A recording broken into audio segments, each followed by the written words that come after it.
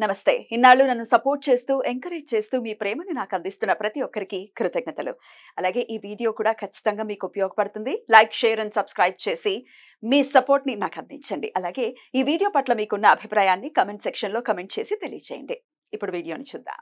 జ్యోతిష్య శాస్త్రం ఒక అద్భుతం. వేదాంగమైన జ్యోతిష్య శాస్త్రం అనేటువంటిది మానవ జీవన గమనానికి ఒక వరం. జ్యోతిష్య శాస్త్రం నీ జీవితంలో వెలుగునింపే ఒక భాష. ఆ భాష నీకు అర్థమైతే ప్రకృతి నీతో మాట్లాడుతుంది. అస్ట్రాలజీ నేర్చుకోవాలి అనుకునే వారికి అద్భుత అవకాశం. మురళీధర శర్మ గారి అస్ట్రాలజీ క్లాసెస్ అతి త్వరలో మొదలు కాబోతున్నాయి. 100% జాబ్ గ్యారంటీ. వివరాల కొరకు సంప్రదించండి. నమస్తే, వెల్కమ్ టు అవర్ ఛానల్. నేను పద్మిని. ప్రస్తుతంతో పాటు వేదిక ఆస్ట్రాలజర్ అవినాష్ దాస్ గారు ఉన్నారు. మాట్లాడదాం. అవినాష్ గారు నమస్తే అండి. నమస్కారం అండి. ఓం నమ శివాయ, ఓం నమో వెంకటేశాయ. ఏం చెప్పబోతున్నారు అవినాష్ గారు? కాలభైరవ అని రాశారు. అన్ని భైరవాలే. అన్ని భైరవాలే. సో ఇప్పుడు భైరవ అంటే భయాన్ని పోగొట్టేవాడు భైరవుడు అని అనుకోవాలా? అంతే, దాని మీనింగ్. భయాన్ని పోగొట్టేవాడు భైరవుడు. భయం ఏ మనిషికి ఉండదు నాకు చెప్పండి?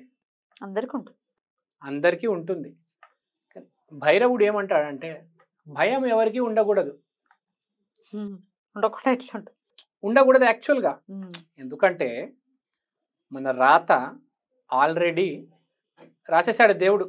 ఎప్పుడు ఏమవుతుంది, ఈరోజు ఇంత సంపాదిస్తాడు, ఈరోజు జాబ్ పోతుంది, ఈరోజు వ్యాపారంలో ₹1,00,00,000 సంపాదిస్తాడు, ఈ అమ్మాయితో పెళ్ళవుతుంది, వీడు పిల్లోడు స్టేట్ ఫస్ట్ ర్యాంక్ వస్తాడు, అన్ని ప్రతిదీ దేవుడు రాశాడు. భైరవ ఏమంటాడంటే మెయిన్గా వీళ్ళకి అధిపతి కాలభైరవుడు. మన రామ్ చరణ్ గారి సినిమాలో కూడా మగధీరాలు అనుకుంటా అతని పేరు భైరవ. సో ఇప్పుడు పాయింట్ ఏంటంటే దేనికి భయపడాడు భైరవ. మీకు భయం ఉందనుకోండి, రేపు ఎగ్జామ్ ఏమవుతుంది అని, జయ భైరవ జయ. అదే ఎగ్జామ్ కాదు, ఇంకేదైనా ఉంది, ఫర్ ఎగ్జాంపుల్ ఏదో ఒక ప్రాబ్లం ఉంటుంది మనిషికి, శత్రు భయం ఉందనుకోండి, అప్పుడు శత్రు భయం ఉన్నా, కోర్టు కేసు ఉన్నా, అంటే ఫస్ట్ ఆఫ్ ఆల్ జీవితం ఈజీ అయిపోతుంది. He will except. చాలా మంది ఏం చేస్తారంటే ఎక్సెప్ట్ చేయలేరండి. అస్సలు ఇంత చిన్న తేడా వచ్చినా ఎక్సెప్ట్ చేయలేరండి. ఇంకా కొంతమంది అయితే ఎలక్షన్ ఓడిపోయిన వాళ్ళైతే జీవితాలు కింద మీద అయిపోతాయండి. వాళ్ళవి సెక్యూరిటీ లాగేస్తారు, గవర్నమెంట్ కారు లాగేస్తారు, డిప్రెషన్లోకి వెళ్ళిపోతారు కొంతమంది. ఈ రాజమర్యాదలు అన్నీ తగ్గిపోతే బాగా పెద్ద పెద్ద కుటుంబాలని డిప్రెషన్లోకి వెళ్ళిపోయి పిచ్చాలు అయిపోతారు. మామూలు మనిషి కూడా, మిడిల్ క్లాస్ వాడు కూడా కొంచెం తేడా వచ్చింది అనుకోండి చాలా ప్రాబ్లం వస్తుందండి. వాడికి ఏదో కారు ఉంటుంది, అది కొంచెం పాతబడింది, వేరే వాళ్ళు ఎక్కిరించడం మొదలెట్టాడు అనుకోండి, భయం వేసేస్తుంది. ఆఫీస్లో బాస్ ఒక మాట అన్నాడు అనుకోండి, భయం వేసేస్తుంది. మెయిన్గా చిన్నపిల్లలు, టీనేజర్స్లో ఎక్కువ ఈ మధ్య భయం. ఎగ్జామ్ పాస్ కాకపోతే, నా ప్రేమ సక్సెస్ అవ్వకపోతే అన్నీ తీసేస్తాడండి. అసలు భయంకరమైన ధైర్యం, డేర్ డెవిల్, ద మాన్స్టర్, రాక్షసుడు. ఇప్పుడు రావణాసుడికి ఎంత కాన్ఫిడెన్స్ ఉంది. అంత కూడా ఉండకూడదు ఓవర్ కాన్ఫిడెన్స్. అంటే మీరు ధర్మ ఓ confidence, I mean to say అంత కాన్ఫిడెన్స్ ఇస్తాడు. ఇప్పుడు మనిషి అన్నాక ఓడిపోతాడండి. ఇప్పుడు నేను రాముడు గురించి బేసిక్గా ఎగ్జాంపుల్ చెప్పాను. మనిషి అన్నవాడు ఓడిపోతాడు, గెలుస్తాడా? 99% మనిషి అన్నవాడు ఓడిపోతాడు, 1% గెలుస్తాడు. దాని గురించే మాట్లాడుతూ ఉంటాడు. కానీ ఫెయిలియర్ వస్తుంది కదా 99%, అప్పుడు భయపడతాడండి. ఎవడికి కనిపించడు, ఎవడు ఫోన్లు ఎత్తాడు, ఎవడికి జవాబులు ఇవ్వడు, లోపల భయపడిపోతూ ఉంటాడు. భయం అనేది సర్వసాధారణమే, ప్రతి మనిషికి ఉంటుంది. అయితే మీరు ఇప్పుడు కాలభైరవుణ్ణి ఇట్లా గ్రహాలతో కూడా లింక్ చేశారు, ఏం చెప్తున్నారు? 64 భైరవాల్లో మెయిన్ 8 భైరవాలు, 9 main. He's the sum of everything. సూర్యుడి నుంచి అన్ని గ్రహాలు వచ్చాయి కాబట్టి అష్టభైరవులు అంటారు ఇవి. ఓకే. సో అష్టభైరవుల గురించి మనం మాట్లాడదాం. ఇప్పుడు స్కంద భైరవ కుజగ్రహానికి సంబంధించింది. సో మీకేమైనా ల్యాండ్ ఇష్యూస్, పోలీస్తో ప్రాబ్లం, అన్నా తమ్ముళ్ళతో ప్రాబ్లం ఉందనుకోండి, స్కంద భైరవ ఆరాధన చేయండి. ఎలా చేయాలి? సేమ్ స్కంద భైరవ నమో నమః, లేకపోతే జయ భైరవ జయ, ఈ రెండు అంటే చాలు. చేస్తే మీ ప్రాబ్లమ్స్ తగ్గుతాయి. మెయిన్గా కాన్ఫిడెన్స్ వస్తుంది, నేను ప్రాబ్లం దాటగలను అని. ప్రాబ్లం అనేది మనిషి కన్నా గొప్పది కాదండి, మనిషే గొప్పడు ప్రాబ్లం కంటే. కానీ వాడు భయం అని చంపేస్తుంది. ఏ రోజైతే మనిషి పైకి వచ్చి ఆ ప్రాబ్లంని చిన్నగా చూస్తాడో ఆ రోజు దాటేస్తాడు. దీనికా నేను ఇంత భయపడ్డాను అనుకుంటాడు కదా. దాన్ని దాటిన తర్వాత తెలుస్తుంది. డెఫినెట్ గా దాటాలి కూడా ఆ సమస్యని. రైట్. అప్పుడు మార్స్ కి సంబంధించి అయితే స్కంద భైరవ. స్కంద భైరవ ఇక్కడ భైరవుడు చెప్పేది ఏంటంటే, నువ్వు దాటావా దాటలేదా అని కాదు, భయం ఉండకూడదు, కాన్ఫిడెన్స్ తో ఫేస్ చేయి. ఫెయిల్ అయిపోయా అయిపోని, బీ రెడీ టు యాక్సెప్ట్. చాలా మంది యాక్సెప్ట్ చేయలేరు, ఆడమ్మాయి పుడితే యాక్సెప్ట్ చేయలేరు, కొంతమంది ఏడుస్తారు. యాక్సెప్ట్ చేయడం రావాలి దేన్నైనా. నెక్స్ట్ క్రోధ భైరవ శాటన్. ఎవరైతే కష్టపడలేకపోతున్నారో,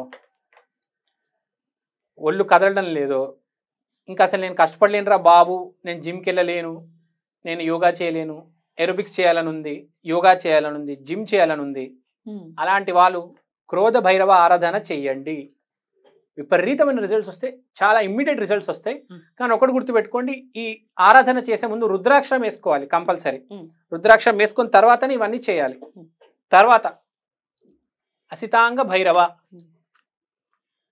గురు రూపం. సిచ్యువేషన్ అర్థం కావట్లేదు కానీ దాన్ని దాటాలి.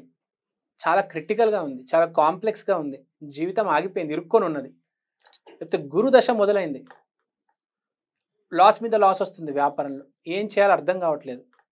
అలాంటప్పుడు వీరు ఒకటి అరుణాచలంకి వెళ్ళడం, రెండు అసితాంగ భైరవ ఆరాధన చేయడం చాలా ఇంపార్టెంట్. అసితాంగ భైరవ. కొంతమందికి నేను ఏం చెప్తానంటే, గురు దశ నాశనం అయిపోయింది, మొత్తం క్లోజ్ అయిపోయింది. అలాంటి వాళ్ళు అరుణాచలంలో స్పెండ్ చేయడం చాలా బెటర్. అక్కడ స్పెండ్ చేస్తూ ఈ ఆరాధన చేయండి. చాలా మంది గురు ప్రాబ్లం వస్తుంది.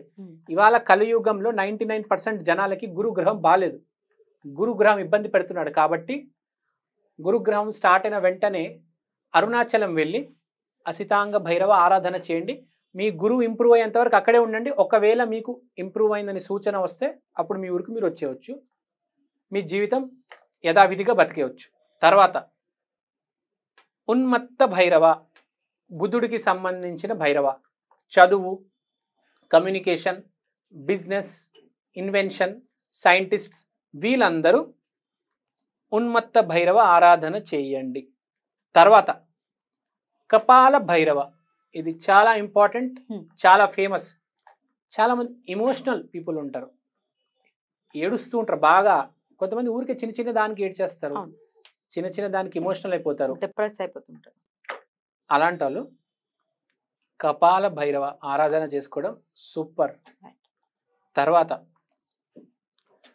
సమహార భైరవ, రాహు పేరులోనే ఉంది కదండి, అవతలాన్ని మాట లేకుండా చేయడం, ఫినిష్ చేయడం, సమహార భైరవ రాహు.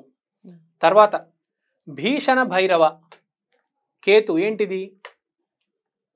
ఏదైనా ప్రాబ్లం చాలా క్రిటికల్గా ఉంది, భార్యను భర్తను విపరీతంగా వేధిస్తున్నారు, లేకపోతే తండ్రి విపరీతంగా వేధిస్తున్నాడు, సమ్మన్, దాని నుంచి బయట ఎలా పడాలి? భీషణ భైరవ. కాంప్లెక్స్ ప్రాబ్లం, భీషణ భైరవ బయటికి తీసుకొస్తాడు. తర్వాత రూరు భైరవ, వెరీ ఫేమస్, చాలా ఫేమస్ నార్త్ ఇండియాలో. శుక్రుడు కాబట్టి ఎవరైతే డబ్బు ఉంది బయటికి తీద్దామనుకుంటున్నారు, వ్యాపారాలు చేసి అభివృద్ధి రావాలి, మనం ముందుకు పోవాలి, మనకు పేరు ప్రఖ్యాతి రావాలి అన్నవాళ్ళు రూరు భైరవ ఆరాధన చేసుకుంటే చాలా మంచిది. ఇంకోటి, ఈ అన్నిటికీ అధిపతి, ఈ అష్ట భైరవులకు అధిపతి కాల భైరవ. ఇతనికి ఆరాధన చేస్తే అందరికి ఆరాధన చేస్తున్నట్టే. ఈ కాలభైరవ ఆరాధన ప్రత్యేకించి ప్రతి బహుళపక్ష అష్టమి రోజు కాలభైరవ ఆరాధన చేస్తారు. సో ప్రతి అష్టమి రోజుకి కూడా స్వామిని మీ ఏ సమస్యలు ఉంటే ఎలా కొలవచ్చు, ఏ నామంతో కొలవచ్చు అనేది చెప్పారు కాబట్టి చక్కగా చేసుకోవచ్చు. అంతేనండి. అష్టమి మంచి వర్డ్ వాడారు. అష్టమి అనేది భైరవకి చాలా ఇష్టం. ఏ ఆరాధన అయినా అష్టమి రోజు మీరు మొదలు పెడితే అద్భుతంగా ఉంటుంది. ఐ మీన్ టు సే, ఇంకోటి, భైరవ ఆరాధన అనేది ఓన్లీ బటుక భైరవ ఆరాధన మాత్రమే ఇంట్లో చేసుకోవాలి. ఈ ఆరాధనలు ఇంట్లో చేసుకోకూడదు, మ్. బయట టెంపుల్లో లేకపోతే ఎక్కడైనా బయట పార్క్లో చేసుకోండి, మీ ఇంట్లో మాత్రం చేసుకోవద్దు. ఇంట్లో ఓన్లీ బటుక భైరవ ఆరాధన is allowed. Super speed results వస్తాయండి. ఈ రోజుల్లో కలియుగంలో సౌమ్య దేవతల కంటే ఉగ్ర దేవతలు రిజల్ట్స్ ఫాస్ట్గా వస్తున్నాయి. 30 years తర్వాత అసలు సౌమ్య దేవతలను ఎవరు పూజించరు, చాలా తక్కువ అయిపోతుంది. ఇది నా ప్రిడిక్షన్. మొత్తం ఉగ్ర దేవతలే, ఎందుకంటే ప్రాబ్లమ్స్ ఎక్కువ ఉన్నాయి. భైరవుడు అనుగ్రహంతో ఆ సమస్యల నుంచి బయటపడాలని మనస్ఫూర్తిగా కోరుకుంటూ కృతజ్ఞతలండి. Thank you. నమస్తే. నమస్తే.